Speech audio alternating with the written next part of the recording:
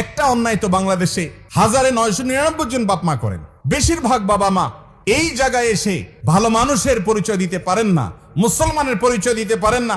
কিয়ামতের ময়দানে বহু হাজী সাহেব বাবা, বহু গাজী সাহেব বাবা, বহু দাড়িয়ালা বাবা, বহু তাহাজ্জুদ গুজার বাবা, বহু নেকামলকারী বাবা, বহু দানকারী বাবা, বহু কোরআন তেলাওয়াতকারী বাবা, বহু জিকিরকারী বাবা, বহু নেককার বাবা, বহু মসজিদ প্রতিষ্ঠাকারী বাবা, বহু মাদ্রাসা প্রতিষ্ঠাকারী বাবা, বহু আলেম বাবা আল্লাহর কাছে ধরা পড়ে যাবে এই একটা জায়গাতে যে ছেলেকে সম্পদ দিয়েছেন, সম্পদে মেয়েকে দিয়ে যান নাই।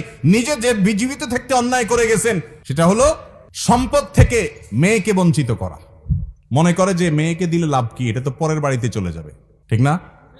অথচ আল্লাহ রাব্বুল আলামিন বলেছেন, আবাউকুম ওয়া আবনাউকুম লা তাদরুন আইয়ুহুম আকরাবু লাকুম নাফা। তোমাদের সন্তান, তোমাদের পিতামাতা কে তোমাদের কত বেশি উপকারে আসবে তোমরা জানো না। আল্লাহ তাআলা যে সম্পদে ভাগ দিয়েছেন, সেই ভাগ অনুযায়ী সবাইকে দিয়ে দিবে। ফরিদাতুম মিনাল্লাহ, এটা আল্লাহর পক্ষ থেকে নির্ধারণ করা, আল্লাহ নির্ধারণ। আল্লাহ শুরুতে বলেছেন, ইউসিকুমুল্লাহ ফি আওলাদিকুম, তোমাদের সন্তানদের ব্যাপারে আল্লাহ ওসিয়ত করছেন। আল্লাহ মালিক হয়ে, সৃষ্টিকর্তা হয়ে অর্ডার করছেন, এটা না বলে আল্লাহ বলছেন ওসিয়ত করছেন, সেটাও অর্ডার। কিন্তু এই শব্দের মাধ্যমে এক ধরনের আবেদন আছে, এর মধ্যে এক ধরনের আবেদন আছে। আল্লাহ ওসিয়ত করছেন সম্পদ বন্টনের ক্ষেত্রে, এটা আল্লাহর নির্ধারণ। খবরদার, এটা তুমি এটাকে চেঞ্জ করার ইখতিয়ার তোমার রাখো না। তোমার সম্পদে তোমার ছেলের যদি 1 আনা হক থাকে, মেয়ের 8 আনা আছে। তোমার ছেলের যদি 50 টাকা হক থাকে, মেয়ের 25 টাকা আছে। আপনার ঘরে জন্মগ্রহণ করেছে, সে আপনার সন্তান, তার পাওনা হয়ে গেছে, এটা আপনাকে দিতে হবে। এমনকি সে যদি আপনার কথা না মানে, সে আপনার প্রতি খেয়াল না রাখে, তারপরও তাকে হক দিতে হবে। এটা আল্লাহর নির্ধারণ, আপনি এটাকে চেঞ্জ করার কোনো অধিকার রাখেন না। কথা কি বুঝাতে পারছি ভাইরা আমার? আপনার মেয়েকে আল্লাহ তাআলা সম্পদে যে অধিকার দিয়েছেন সেটা দিতে হবে। বাংলাদেশে জমির দলিলগুলো যাচাই করে দেখেন, চেক করে দেখেন, কয়টা দলিলে দেখবেন মেয়েরা মালিক? সব ছেলেরা। মেয়েদের প্রতি আমরা অত্যাচার করছি, অবিচার করছি, তাদের অধিকার দিচ্ছি না। তাদের অধিকার দিতে হবে। বাবারা, বান্দার হক বড় ডেঞ্জারাস, বড় ডেঞ্জারাস।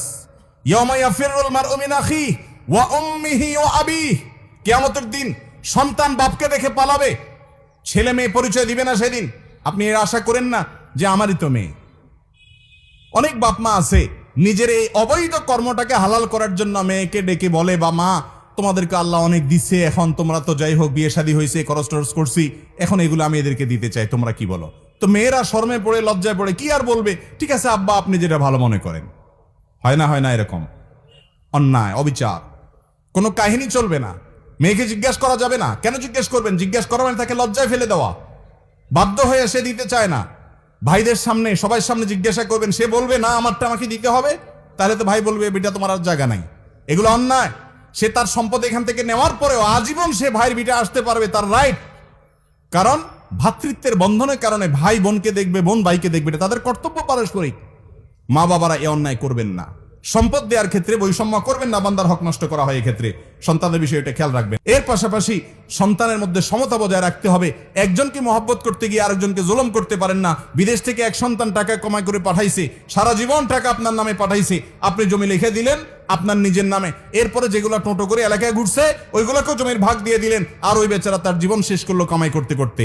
এরকম জুলুম অনেক বাপমা করেন কি করেন না? এগুলো করা যাবে না। ইনসাফ করতে হবে, যার যতটুকু হক তাকে ততটুকু দিতে হবে।